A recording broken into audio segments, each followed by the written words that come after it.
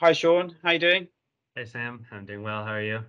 Yeah, good. So I think today we're going to have a chat about your journey and your experiences specifically with LOC and how you have found the treatment, but also going perhaps a little bit further back in terms of your own sort of personal experiences about your chest and pectus and why this whole journey has meant so much to you.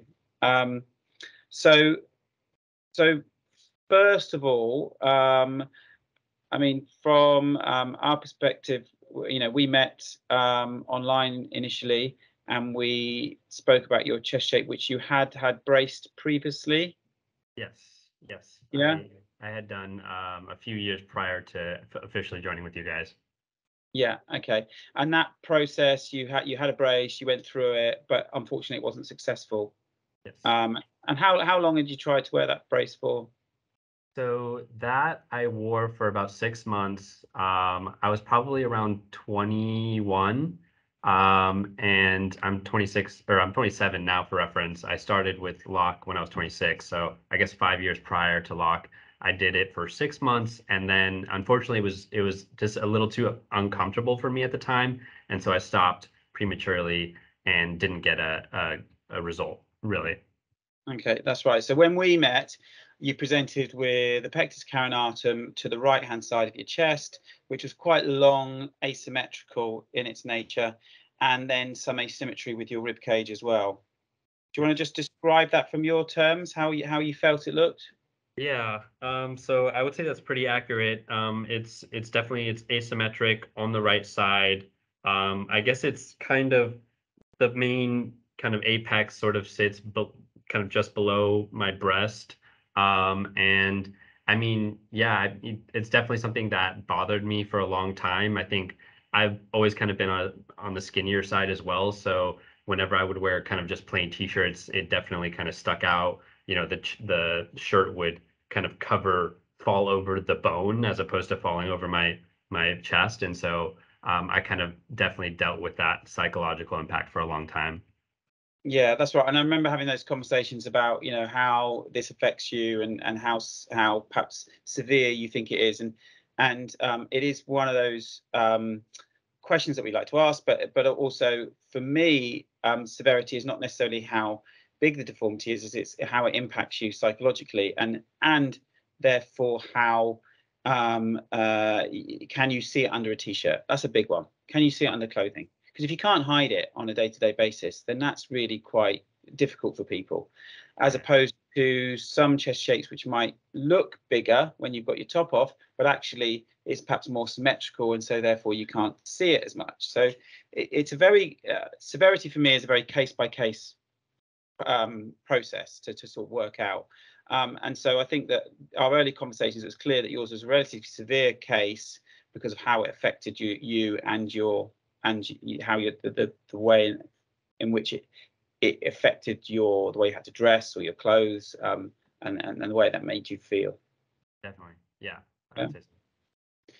So and from my perspective, also one of the complexities was the sort of the length of the pectus, and how it extended into your lower rib cage as well. So often we will have a pectus that's more sort of related to just the sternum or that area, but often it almost came into your lower rib. So we had to kind of come up with a design that was actually quite big, Yeah. and to first of all to get the top part of your chest, which is a challenge in any pectus because it's a bit stiffer in your age group, and also to then try and get the lower part as well, to try and get that lower part in.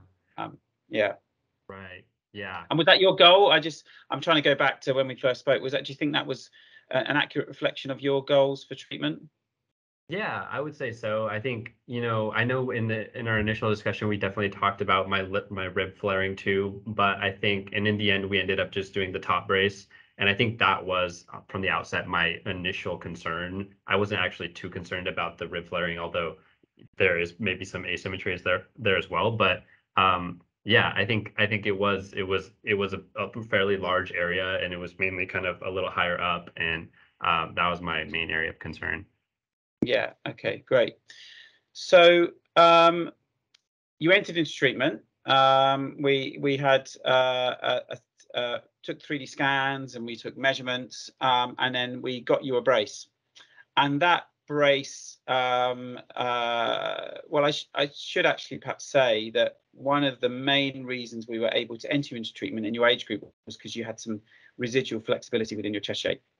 Now, it wasn't 100% flexibility. I don't think we could push your chest 100% in, but definitely you were able to demonstrate to me that there was flexibility within your chest by palpating and pushing your chest shape. Just out of interest, is that something that you had done historically? Had you pushed your chest in yourself?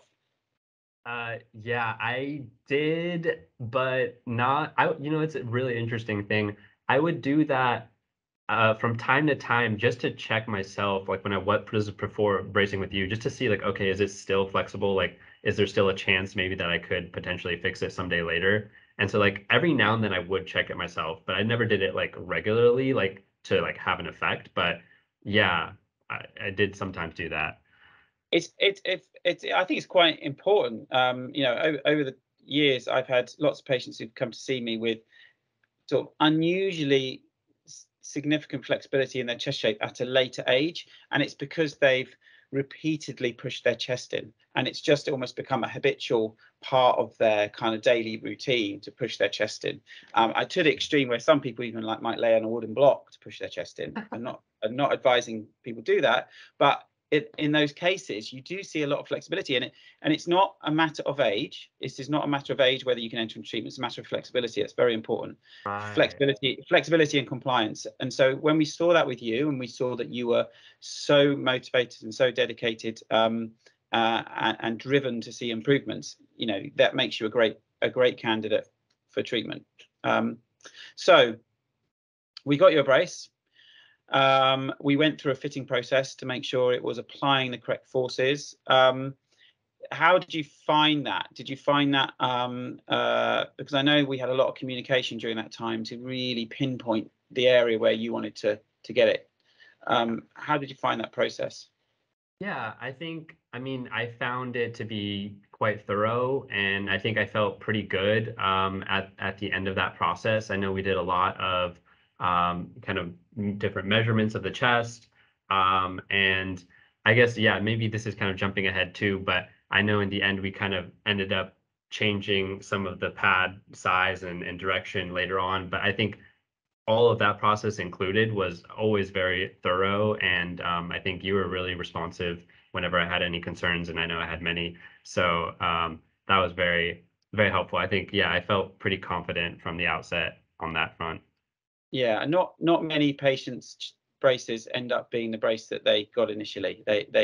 A chest shape evolves and changes over time. So and sometimes you want to like I think in your case we wanted to hit the areas up higher first, and then we wanted to get the lower part second because you have to get that flexibility and really push on that area to be able to then get the forces lower down. So it's always a process. It's always an evolution, and there's lots of changes along the way.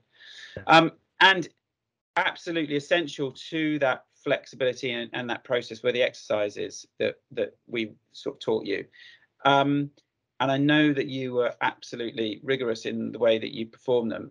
Can you sort of outline that exercise program, not maybe specifically, but kind of like the level that you had to go to get the result that you've got? Yeah, for sure. Yeah, that was a huge part of the program. I would say, yeah, I mean, right from the outset, from the first week, really, I guess we had gone over a set of kind of exercises focus on like chest flexibility using bands and things like that and small weights. I think the goal was really, yeah, I mean, about an hour a day, I would say, of that, doing really, just focusing on breathing and kind of getting the chest to move against the brace. And yeah, I was definitely, I would say, pretty diligent with that. I did that approximately probably an hour a day for probably 4, 5, maybe 6 months. Yeah. Um, So it was a lot, but I think in the beginning was hard to get used to, but then once you kind of get used to it, and then you do start to feel kind of like, especially as you start like, getting, out of breath or panting or whatnot. And there were times when like I would go running in the brace to really kind of get my chest moving. You can kind of feel it. It's like feel the movement, and it's hard to know for sure, of course, like, what kind of effect it's having, but in my case, I felt like it did have an additional effect. I mean, obviously we treat a lot of patients over the years, and it's only the patients who exercise routinely, regularly, diligently that get results. Even in the younger kids, maybe it goes hand in hand with the compliance of the brace. Maybe those who are compliant with the brace are going to be compliant with the exercises, maybe, but the exercise program for me is absolutely essential to being able to be compliant, being able to sleep in it, comfortably, being able to work in it without being distracted all the time and having to loosen it, and so in the end the exercises are kind of allow the brace to do its job. That's really what you're doing. So that's great. And so you've done so we got you into treatment. We got the flexibility there, which took a long time to get it there. Not any longer than perhaps we would have expected, but for adults it just takes that little bit longer to get that flexibility. Talking about the kind of psychological element of this treatment, not necessarily about how the Pectus made you feel, but like how the treatment makes you feel. Were there points where you just felt, is this ever going to work? Yes, I would say so. I think, yeah, it was really hard. I'll say that for sure. And I mean, I kind of knew that from the outset, knowing, because I actually had experienced it, for 6 months previously. I remember that being really tough. And then, of course, talking with you, and I talked to some other people before starting the brace to get advice, and they were like, yeah, it's really hard. So I kind of knew that, but I can confirm it's really hard psychologically, physically.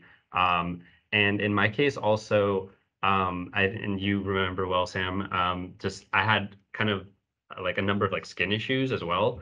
And so I would say that was kind of a hindrance to me in the beginning. And I think, fortunately, I did end up getting through that, figured out, there are certain like creams and powders that I would put on my skin, and it kind of got through that phase, fortunately. But I think that was probably the lowest point of the bracing program. And that was probably, I had skin issues starting from like, the first month in, lasting until the 5th or the 6th month. And that was really hard because I was just like, I don't know if this is ever going to go away. And every time I would have a skin issue, I would have to kind of take a break, and I was losing progress of taking like 2 steps forward, 1 step back.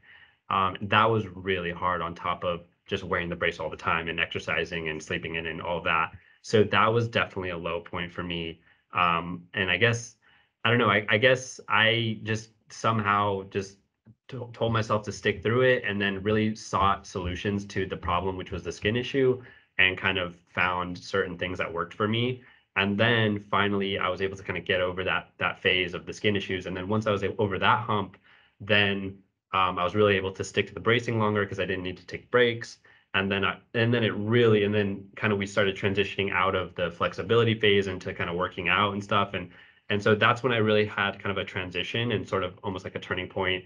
And at the same time, I think we had maybe agreed to switch the bracing pad too, like a different to hit the lower end and stuff. And so all of those things kind of came together at once for me. And that's when I really felt like, okay, this is really going in a good direction.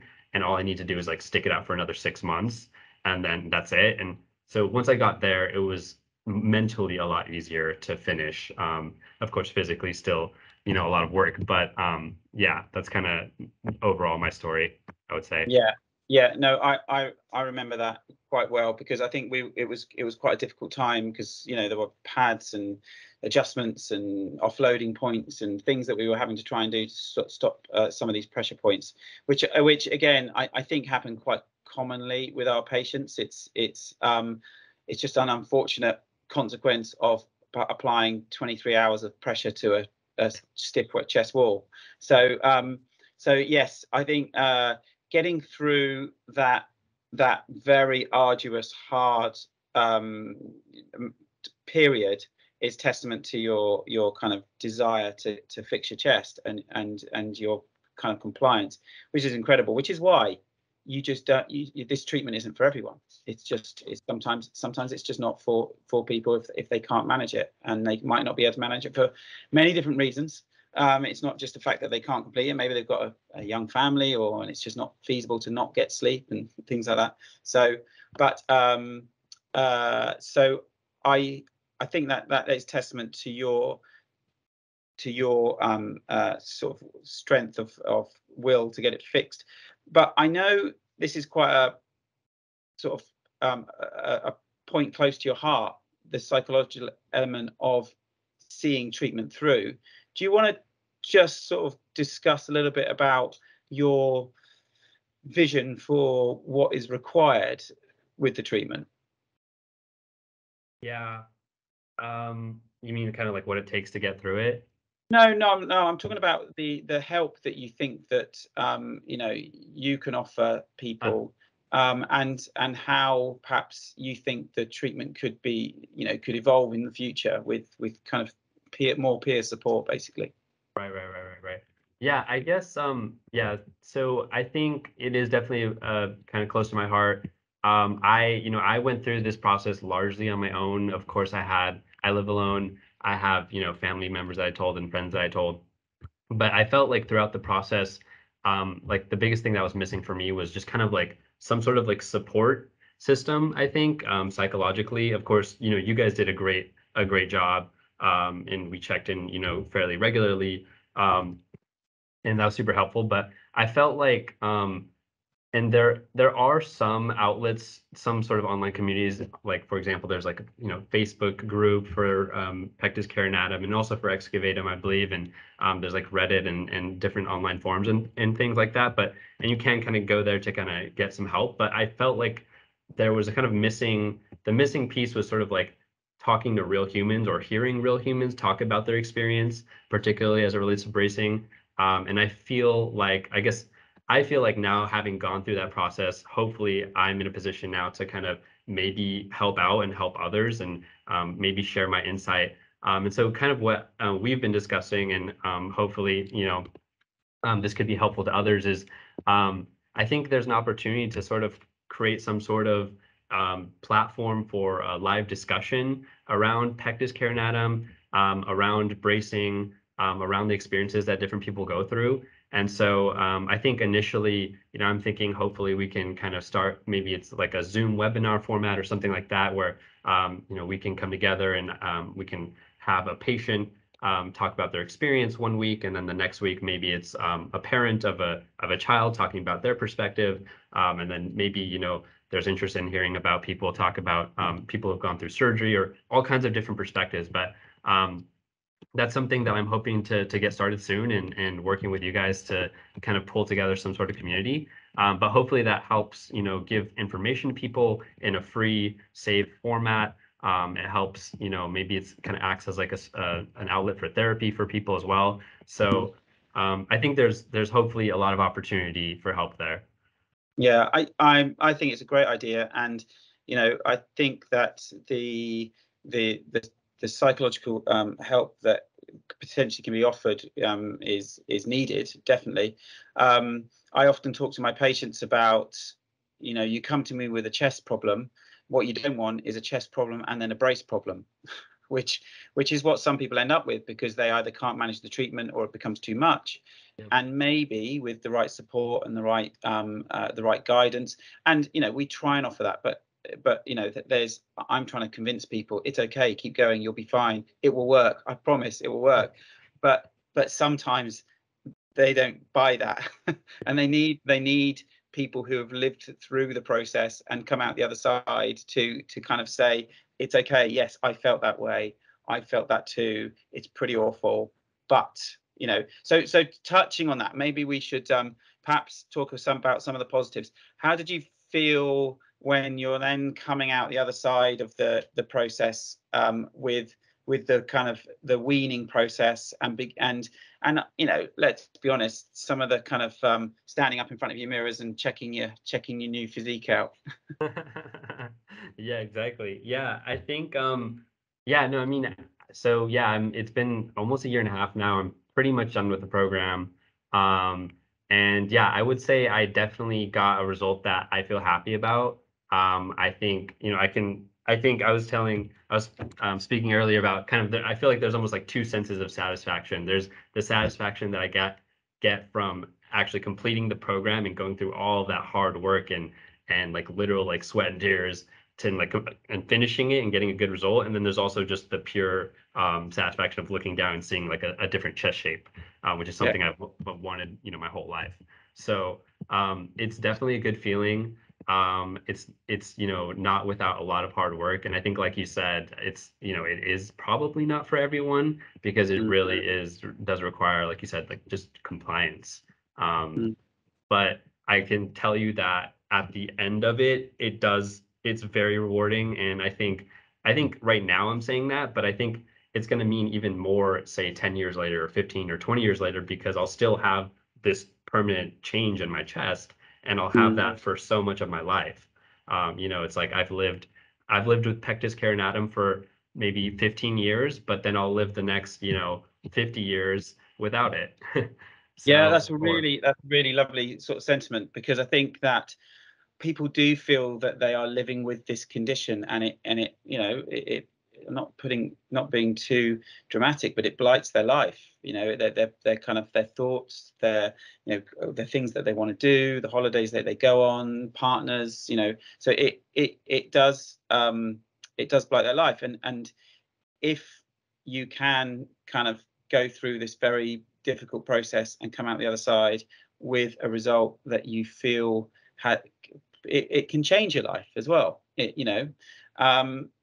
So I think it is, absolute testament to your driven personality and your kind of desire to sort it out. I'm so glad you managed it, because you do kind of form a bond with people, and I can see how much you wanted it. So I'm so glad you managed it and you've come out the other side. It's great to see, and I hope that we can kind of begin to sort of work together and help more people. And with your work, I think that I do think we potentially will get more compliance and we'll help more people change their lives for the better.